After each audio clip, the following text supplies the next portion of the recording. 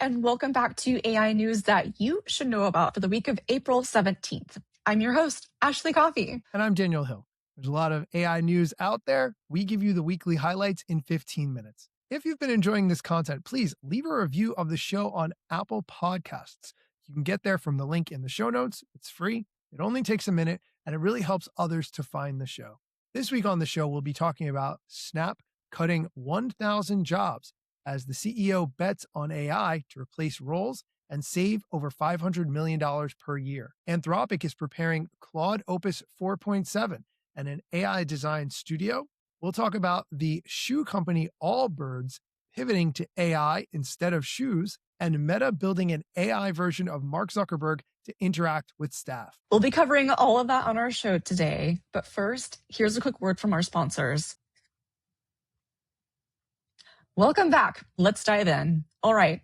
Snap is cutting roughly 1,000 jobs as CEO Evan Spiegel bets on AI to replace roles and save over $500 million annually. That seems to be a trend with a lot of CEOs this year. So just to give it to you in a nutshell, about 1,000 staff is affected, and that's about 16% of its workforce. And Spiegel said, quote unquote, it was an incredibly difficult decision, but it would likely save Snap more than $500 million by the second half of 2026. And impacted staff were notified by email, and the company's North America-based team were instructed to work from home. Snap said it would provide 4-month severance packages to those affected by the layoffs, as well as healthcare and other entitlements. Good for Snap for offering that, because I think that we're seeing more companies do terrible things with people and speaking volumes for how they treat people that no longer work for them. And 4 months plus healthcare is pretty generous. What do you think about this, Daniel? I would say that it's concerning for Snap if you think about this in context. The article you used here, and we'll link to it in the show notes, says that Snap laid off 20% of its employees in 2022, further cuts in 2023 and 2024. So it seems like if you have laid off 20% a couple of years ago and now another 16%, this doesn't bode well long-term for the company, in my opinion. I agree. I think what's happening is people are doing this and making these decisions preemptively to say, yes, we're going to X this for efficiency, but I don't think they've really identified how they're going to use AI for that quote unquote efficiency. My opinion is that they're going to have to hire back a bunch of people. We'll see. I agree. To be continued. All right. Next up. Anthropic is prepping Claude Opus 4.7 and an AI design studio, while its unreleased Mythos model completed autonomous cyber attack simulations. If you didn't listen to our episode last week, go ahead and listen to that. We talk about the Claude Mythos model and Project Glasswing, which is fascinating. Highly recommend diving into it. But this is interesting. So Anthropic preps Opus 4.7 and full stack AI studio while sitting on something much scarier. So Anthropic is preparing that model, and right now the industry still can't reliably measure AI improvements qualitatively and quantitatively, both due to intellectual property and privacy. So they're gearing up to release this, and the idea is it will let users build websites, presentations, and landing pages with English-based prompts. And this is news that caused Adobe, Wix, and Figma shares on Monday to dip. Obviously, it's bad news for them. The products could drop as soon as this week. A person with knowledge of the plans told, quote, the information. Again, this is from decrypt.io. We're going to link the article in the show notes, that way you can read it. But the design tool targets developers and non-technical skill users alike, putting it on a collision course with startups like Gamma and Google's Stitch, which I didn't know about Stitch until today when we were talking about our articles. And 4.7, Opus 4.7, isn't even Anthropic's most powerful model. That title belongs to Claude Mythos, which is the cybersecurity-focused beast the company is quietly handing to select security firms while keeping it away from the public for safety and security so it doesn't get in the wrong hands. It's really kind of a wild thing to be talking through. What are your thoughts, Daniel? I think this is very different from what we've talked about previously, right? Because we've talked about if Anthropic's tools can write code, they can replace developers. But now we're talking about AI tools replacing UI designers, graphic designers, UX people who understand what's required to make a website look and function the way it needs to, right? The tools that we use to create presentations, the tools that Adobe, Wix, and Figma have historically offered that these designers have used. Now we have coming soon an AI tool that can replace not only the people, but those tools from those three companies. So I think this is a very pivotal point and different from what we've talked about in the past with just having AI be able to write code or build a website. This is something beyond that. So I am interested to see where this goes. It is, and I feel like all the tools that I've used, this is the biggest struggle is everyone wants to create a beautiful slide deck. Yeah, you can do that in ChatGPT or whatever, but it's pretty basic. It's not a full-fledged, person ready slide deck that you can see. But it'll be interesting to see this go into the public. My concern is that whenever democratization of access happens, we start to see stuff that looks terrible. The quality goes down. Same thing with podcasting. Podcasting has become so popular, and there's a ton of shows that just suck out there. And that's okay. We got to start somewhere, but this is where quality over quantity matters. And we'll see what happens next. We're going to take a quick break. When we come back, we'll be talking about after sale of its shoe business, Allbirds pivots to AI.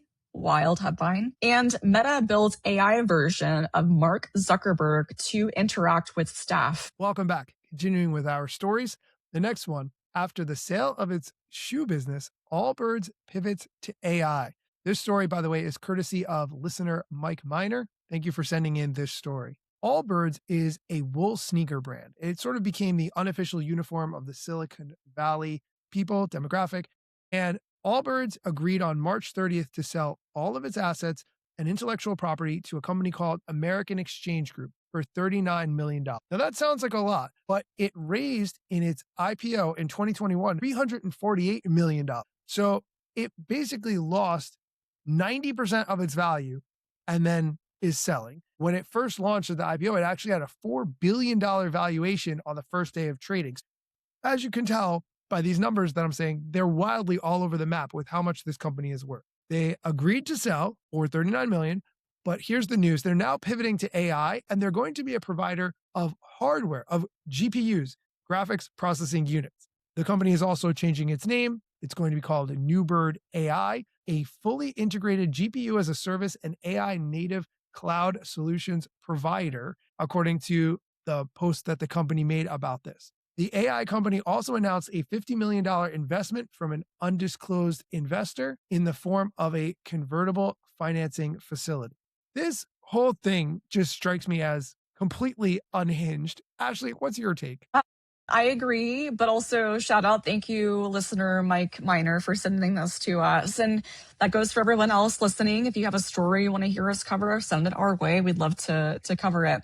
But this is crazy. I feel like this is a plot out of Silicon Valley's HBO show. It doesn't feel real. It feels like the TechCrunch Disrupt, where every single company that goes on stage says, we're trying to make the world a better place. They're algorithmic decentralization of storage units, whatever. This feels like that. I don't have any trust in a company that pivots from shoes that are mediocre to GPUs that are such an integral part of a lot of technology. Good luck. This seems like someone that has no idea what they're doing. That is exactly what I would say as well. My thought was business advice is stick to what you know, right? What can you do well that no one else can? And I feel that in this specific case, Albert said, okay, NVIDIA is the most profitable company right now. They have hardware GPUs. We should do hardware GPUs, and then we can be profitable just like NVIDIA.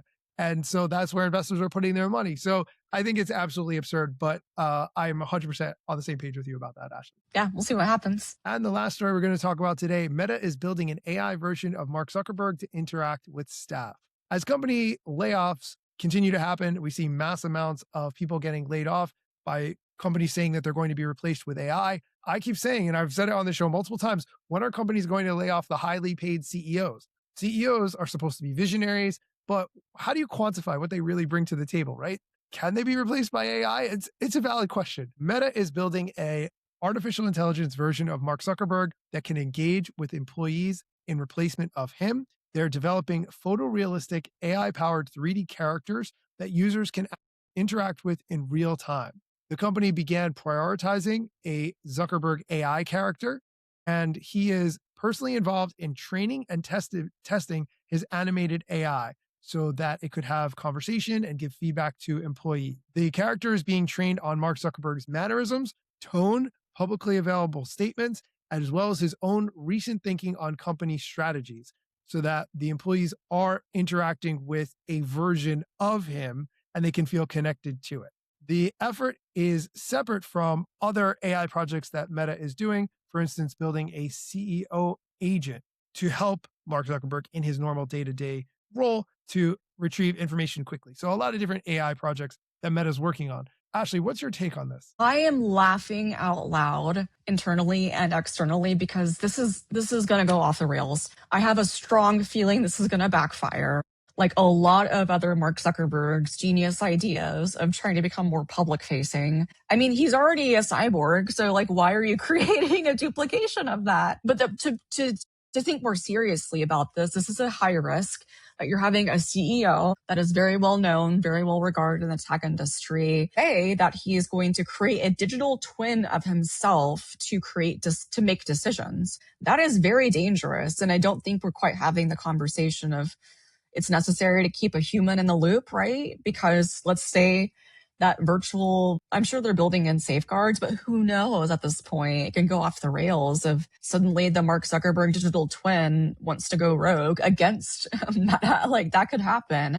I just don't think we're quite there yet, but I see what he's trying to do of being an early adopter. I think this is more of just a comedy play than an actual innovation play. That's a great point. I actually hadn't thought about that at all. I was thinking about this as an opportunity for companies to have leverage to cap CEO salaries, right? They can now Mm. potentially say to CEOs in the near future, we can replace you with AI. There's no need to pay you a $30 million per year bonus or whatever it is. We can just replace you with an AI and use that as a threat to pay CEOs less and give more money to employees. Okay, I recognize that might never happen, but just that's the idea, and that's what I would like to see. Me too. Me too. It's interesting because if you look at it, most of the salary goes to the people at the top. Very little bit makes it to the bottom. So I think we're also at like a redistribution of equity of employees as well, which some people are for and some people are against. Yeah, absolutely. That is it for our AI news that you should know about this week. You can find links to everything we've talked about in the show notes. And please connect with us on social media. Tell us what you think of the show and how we can improve it. You can find me on Instagram, Threads, and YouTube at Daniel Hill Media. And before we wrap, we have one quick ask for you. If you've been enjoying AI news that you should know about, we'd really appreciate you taking a moment to leave a rate and review on Spotify or Apple Podcasts. It helps the show reach more people and helps the content going. Thank you to Alice Horrors, who left an Apple Podcast review saying the most interesting AI news to watch and listen. I love a short and sweet review. Thank you. So you are now entered to win the $50 Amazon gift card. And everyone else listening, you can also be entered to win. We're doing the $50 Amazon gift card. So to enter, leave your review, wait for it to go live, and then send us a screenshot of via email or DM. You can find us on Instagram. It must be live to count. The giveaway will end May 10th at 11:59 p.m. Eastern, and one winner will be selected at random. If you've gotten value from the show, this is a simple way to support and potentially win something in return. If you want more tech talk, you can find me on Instagram at AshleyRCoffee89, where you can sign up for the latest AI updates newsletter at the link in my bio. Thanks for listening, and come back next week for more AI news you should know about.